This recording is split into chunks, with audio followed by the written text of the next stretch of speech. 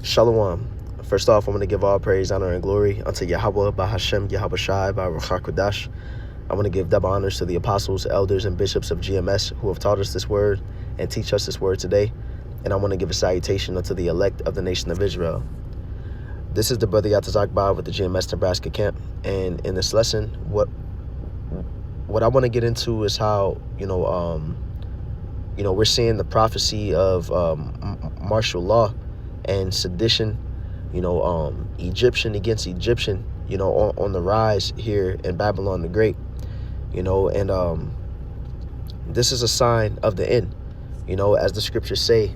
Let's go to 2nd Ezra chapter 9, verse 1, which says, he answered me then and said, measure thou the time diligently in itself, and when thou seest part of the signs pass, which I have told thee before, then shalt thou understand that it is the very same time wherein the highest will begin to visit the world which he made.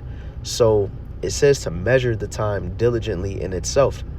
And how do we measure the times? We measure the times based off of biblical prophecy, because we understand that there's certain prophecies that's going to be going on that we would see at the end. For example, the prophecy of the MOTB, which is the RFID chip. We would see Esau getting ready to, put that chip in people's hands and in their heads. And we see that coming to pass through Elon Musk's Neuralink. We see in Sweden, people have the RFID chip in their hand. We see things going towards a digital society, which is setting up the infrastructure for the MOTB system. What's another prophecy, for example, that we would see close to the end, World War III, wars and rumors of wars. Now let's read on in this precept. It says, therefore, when there shall be seen earthquakes and uproars of the people in the world, then shalt thou well understand that the Most High spake of those things from the days that were before thee, even from the beginning. So it says, when we would see earthquakes and uproars of the people in the world, we would understand that the Lord is coming soon. That we will understand that these are the different things that the Lord was speaking about that would be signs of the end. As it says in verse 5, for like as all that is made in the world had the beginning and an end, and the end is manifest. The end of what? The end of Esau's rulership. Because as the scriptures say, Esau is the end of the world, Jacob is the beginning of it that followeth. So what we're looking at is, we're going toward the end of Esau's rulership, who is the so-called white man. These prophecies point toward, the end of his power in the earth. And our Lord's return is going to mark the beginning of the nation of Israel's rulership. But these prophecies have to come to pass first. So let's go back to verse 3, where it talks about uproars of the people in the world. Now, we see this going on all over, uproars of the people in the world. You had toward the end of 2025, you had, uproars in Nepal, for example, where you had the Gen Z protests. And there was a couple other places as well that's not coming to mind as of right now. But let's look at what's happening at the moment. You had you got the protests, not the protests, really the riots going on in Iran, which is stemming to the point where Trump is talking about sending troops over there to quell those riots, which is really an attempt for a coup, but that's a different lesson for a different time. What I want to focus on in this lesson, when it talks about uproars of the people, is what you have going on right here in Babylon the Great, because what we're seeing, which really is is focused right now in Minnesota, in Minneapolis, with these ICE protests, because you have ICE moving heavy in Minnesota right now, going door to door. And you recently had the Renee Good shooting, which is causing major protests. Now, let's go to Isaiah chapter 19, verse 2, because you have a group of people who are against, who are anti-ICE, who are protesting against what ICE is doing, what the Trump administration is doing. But then on the contrary, you have these right-wing people who are for what Trump is doing, and they're protesting as well. So in Isaiah chapter 19, verse 2, it says, "And I will set the Egyptians against the Egyptians." Now, America is the modern day Egypt. America embodies the spirit of ancient Egypt. The same way that the nation of Israel served a hardcore captivity and bondage in Egypt, well, is the same way that the nation of Israel served captivity here in America. The so-called blacks, Latinos, and Native Americans, you know, as the scriptures say in Deuteronomy chapter 28, verse 60, it says, we will go into Egypt again by ships, which is talking about the transatlantic slave trade. That's not literally us going into Egypt by ships. It's us coming over here to America by ships, you know? So let's read that again. It says, "And I will set the Egyptians against the Egyptians." That's saying that the Americans would be against the Americans. And we see that heavy where you have, you know, this left wing versus right wing thing. You have these people on these opposite spectrums of political ideologies, and the elites use that masterfully to stir up the minds of the people and put them at odds with one another. When in government, whether the president is left wing or right wing, all these politicians, all these presidents, they're all serving the same system. But what they do is that they make it seem like one side is serving, you know, one spectrum of the people, and the other side is serving another spectrum of the people, you know. But really, it's all going to the same beast. It's all two wings of the same eagle. So it says, "And I will set the Egyptians against the Egyptians, and they shall fight every one against his brother, and every one against his neighbor, city against city, and kingdom against kingdom." And we're seeing an example of this precept come to pass with a recent situation here in Minnesota. So let's get a couple articles speaking about it. And we're going to go to AP News real fast. Let me see. Baba Shah, bear with me.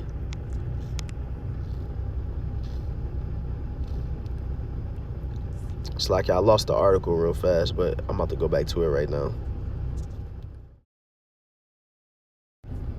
All right, so this is from apnews.com. Counter protesters chase off conservative influencer during Minneapolis immigration crackdown. So it says hundreds of counter protesters drowned out a far-right activist attempt to hold a small rally in support of the Trump administration's latest immigration crackdown in Minneapolis on Saturday. So what you had is that you had this small rally led by this right-wing activist by the name of Jake Lang, and it met opposition by a larger group of protesters from the left wing that's anti-ICE. But this guy Jake Lang, he comes in and he's for ICE, he's for Trump. He's talking about getting Somalians out of the U.S. He's talking about getting, you know, the Latinos out of the U.S. He's basically, you know, throwing out all these buzzwords and all these different things that gets people upset. And so this left wing crowd came, and there was a clash. I don't really want to call it a clash. They basically chased this guy, you know, down the street. Now, let me grab a precept real fast, because, you know, I speak as a man, but I believe this guy Jake Lang is being used as an agent provocateur, you know. And I want to grab a precept, which is Ephesians chapter 6 verse 11, which says, "Put on the whole armor of the Most High, that ye may be able to stand against the wiles of the devil." Which this isn't the precept I was looking for. Let me see. This is what I was looking for. Salakia. This is 2 Corinthians chapter 2 verse 11, which says, "Lest Satan should get an advantage of us, for we are not ignorant of his devices." So it says we are not ignorant of Satan's devices. And what does that word devices mean? Which is Strong's G3540, the Greek word noema, which is a mental perception, thought, and evil purpose, that which thinks, the mind, thoughts, or purposes. And so one of Esau's devices that he does is that he uses agent provocateurs. What's an agent provocateur? Well, I'll give you an example. If you have a protest, for example, Esau will throw in an agent provocateur in that protest to where you'll have a peaceful protest, but he'll have somebody come in and be more violent than everybody else is being. They'll be more rowdy, and cause the people around them to get rowdy as well, cause the people around them to get violent, so that peaceful protest turns into a riot. And the reason why Esau would do something like that is because Esau wants to bring martial law at the end of the day, and for Esau to bring martial law, there has to be reason for martial law to be brought. There has to be a case where, the police in a certain city or in a certain state can't control the people. So now, the army has to be brought in to police that state. But it has to get to a certain point of violence, And so an agent provocateur will be brought in that will stir people up. Now, this guy, Jake Lang, fits that bill to me, And as again, I speak as a man, this isn't confirmation, but I want to read this real fast from BollywoodShadis.com, which says, "Who is Jake Lang? All about the the conservative influencer behind the March Against Minnesota rally." It says the last few weeks, let me get to the point. It says the controversial rally titled March Against Minnesota Fraud, which took place near City Hall, has reignited national attention on Jake Lang, the 29-year-old far-right influencer from Sullivan County, New York, who made waves during the January 6, 2021 U.S. Capitol riot. So this guy, Jake Lang, is like a voice for the right. He's a conservative influencer, the same way that you had CK. He's basically the same type of person where they come on, they say certain things, it gets people upset, it gets certain people on their side, and they're a divisive figure. And so we see what happened when CK was assassinated. It divided the nation. You had some people who was, you had, the right wing who was upset, who was ready to do something behind CK getting assassinated. And then you had the left wing who was celebrating it. But what it did was divide people even more. And so you have this guy, Jake Lang, to where he was a part of the whole January 6th U.S. Capitol situation. And he pops back up with this situation in Minneapolis, and he's, starting a riot, So he's coming in. What did he say? He says, let me see if they got a quote on what he said. Yep, it says the Cedar Riverside neighborhood where Lang decided to organize the march on January 17th,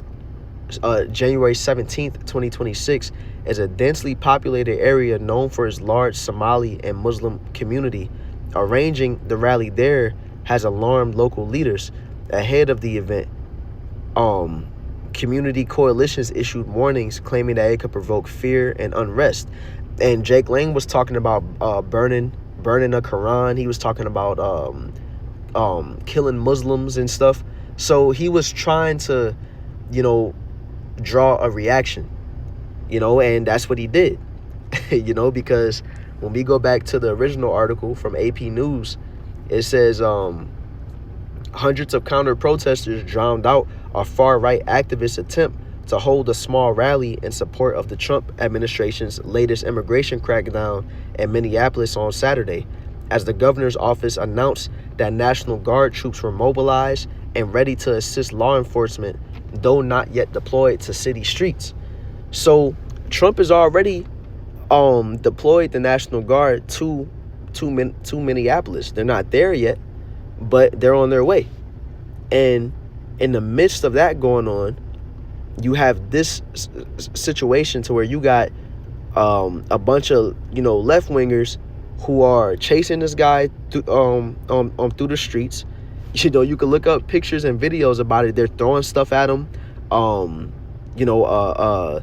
of the people who was with Jake Lang actually got injured. He's bleeding from the head, and it got violent.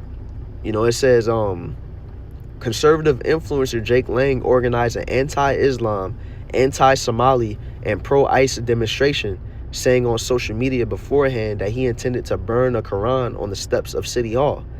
It says only a small number of people showed up for Lang's demonstration, while hundreds of counter-protesters converged at the site, yelling over his attempts to speak and chasing the pro-ICE group away. They forced at least one person to take off a shirt they deemed objectionable. But you could look up videos and see how rowdy it got. And they had this guy cornered against a building. He was like pleading for the people to leave him alone. He's getting chased by this crowd. And it's crazy because you had this coon Jake that ended up helping him, trying to stop the crowd from getting to him and stuff like that. But this is prophecy coming to pass. This is Egyptian against Egyptian, as the scriptures say. And let's go to 2nd Ezra chapter 15 and verse 15, which says, "For the sword and their destruction draweth nigh, and one people shall stand up and fight against another, and swords in their hands. And for there shall be sedition among men, and invading one another." So what's this word sedition mean? Let's go to the etymology on sedition, which means rebellion, uprising, revolt, factitious commotion in the state. That word factitious meaning factitious. It says artificially created or developed rather than genuine, invented. So there could be a fake commotion in the state that makes sedition. It says a concerted attempt to overthrow civil authority. And that stands out to me, that it's saying that it could be basically a fake commotion, because that's going into the wiles of the devil. That's going into Satan's devices, where he will make a situation seem like more than it is, so that he can bring about his agenda. But what Trump is trying to do out of this is that he wants to bring in the Insurrection Act. And let's get into the Insurrection Act and what that is.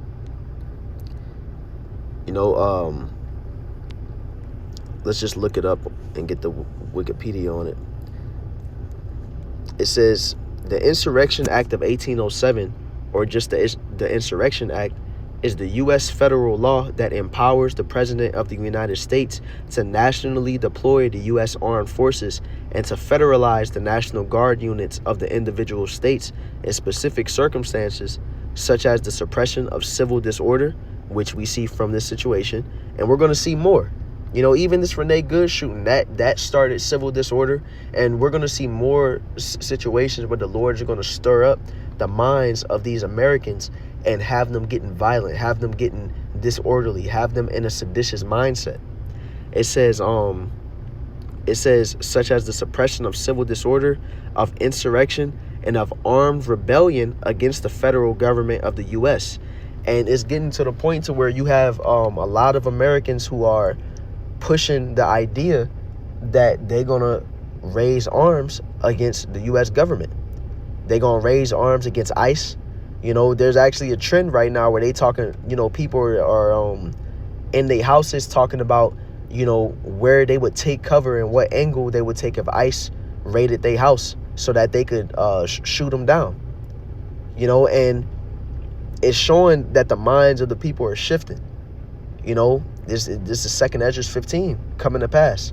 It says the Insurrection Act provides a statutory exception to the Posse Comitatus Act that limits the president's deploying the U.S. military to enforce either civil law or criminal law within the United States. So that's the thing. There's protections in the Constitution where the U.S. Army, or martial law can't be brought against the American people. But then you have workarounds such as the Insurrection Act. And so Trump wants to bring in that workaround so that martial law can be instated. Trump, even how Trump is using these ICE agents is a workaround, because he's deploying ICE under the reasoning of immigration, but now you have ICE going after U.S. citizens, and that's basically Trump um, being able to do martial law type actions, even though it's not really martial law. But now he wants to officially do it, where he's deploying the National Guard troops. He's deploying them to Minneapolis, and we're going to see them nationwide. He's already deployed National Guard to Chicago, and we're going to see the National Guard, the National Guard deployed nationwide. And all it takes for the Insurrection Act to be instated is for one of these rioters or one of these protesters to do something to one of these National Guard troops. If one of these National Guard troops are attacked by these rioters or killed by these rioters, that gives them the reasoning that they need to say, hey, we need to instate the Insurrection Act. And so let's go back to 2nd Ezra 15 verse 16, which says, for there should be sedition among men and invading one another. They shall not regard their kings nor princes, and the course of their actions shall stand in their power. A man shall desire to go into a city and shall not be able. So martial law is going to come to pass. And we're seeing steps toward that being taken. Let's grab another precept. Let's see. This is I'm gonna grab the other one though, Salakia, which is Mark chapter 3 verse 24, which says, and if a kingdom be divided against itself, that kingdom cannot stand. And if a house be divided against itself, that house cannot stand. And America is very divided. Even if we take it a step further than just the left wing versus right wing thing, you have state, you have governors and mayors that are speaking against what Trump is doing. You had the what was it, the mayor of Minneapolis or the governor, and he took the stage and basically told Trump, you need to get ICE up out of here. And Trump ain't gonna do that. But what happens when you have the police of a certain city or of a certain state and they don't agree, with what the federal government is doing, and they take strike or they take leave? What happens when these state officials start to disobey the orders of the government? And is already going in that direction. So not only are the people divided, but you have the state leaders getting into a mind of division against the government itself. And that's another reason why the National Guard would be deployed and activated to police these states. So let me see if there was any more in these articles, because I pretty much got the point of the articles. Let's see. Oh, let's get this right here, because I read what the Insurrection Act is, but I want to get this from the AI overview. It says, President Donald Trump has threatened to use the Insurrection Act multiple times, most recently in January 2026, to deploy U.S. troops to quell protests in Minneapolis against federal immigration enforcement following shootings by ICE agents. He claims state officials aren't stopping insurrectionists. So he's saying these officials of these states, they aren't doing enough to stop these protesters. They aren't doing enough to stop these riots. So we're going to have to get these National Guard troops involved. We're going to have to basically bring in martial law to control these people. And the thing is, it's not even as bad as Trump is making it seem, but that's why you have these different situations that are exacerbating how bad things are, which is going to make it to where now it seems like you have to bring martial law in to control these situations. It says that's basically it to this as well. So let me see if there's any other precept I wanted to grab, because I just want to get into this and show that this country is breaking down. There's as our Lord Yahweh Shai said, a kingdom divided against itself cannot stand. And Yahweh Ba'ashem Yahweh Shai has a heavy spirit of division in this place where it's eventually going to break this place down. You know, you have majority of the country is against what Trump is doing. And then you have some that's on Trump's side, and they're against those who's against Trump, and people are about to start fighting against each other. People are about to start fighting against the government. All hell is about to break loose. Because if you think it's bad right now, it's going to get even worse. And eventually what this is going to lead to is for these martial law troops to come after the prophets. That's how we getting close to the end, because soon the famine of the word is going to come. Once martial law starts, that's you can bet we ain't going to be on these corners no more. Because Trump is already talking about coming after extremists and domestic terrorists, people who he labels Antifa. And he labels Antifa people who have certain rhetorics and speak things that are anti-America, anti-Trump, anti-capitalist, anti-this, anti-that. And the prophets, we talk about America's downfall. So we're going to be one of them groups that are targeted once martial law comes in.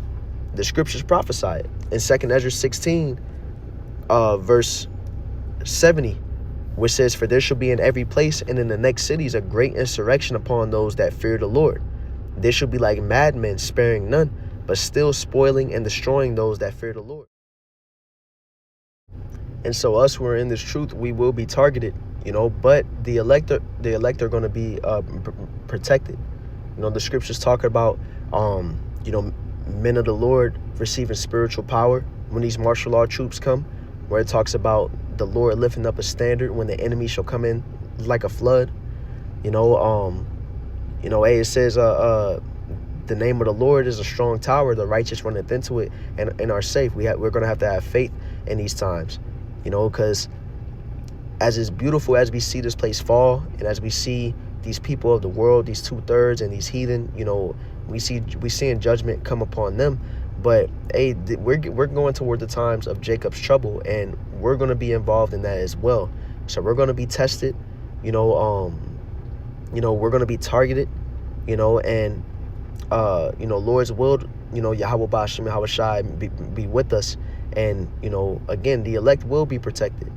And it's slated for some of the elect to be snatched up, to be taken to a concentration camp. And faith is going to be have to be had through that as well, because that's a part of some of our tests, and trial. The scriptures say, in Revelation 2:10, it says, "Fear none of those things which thou shalt suffer.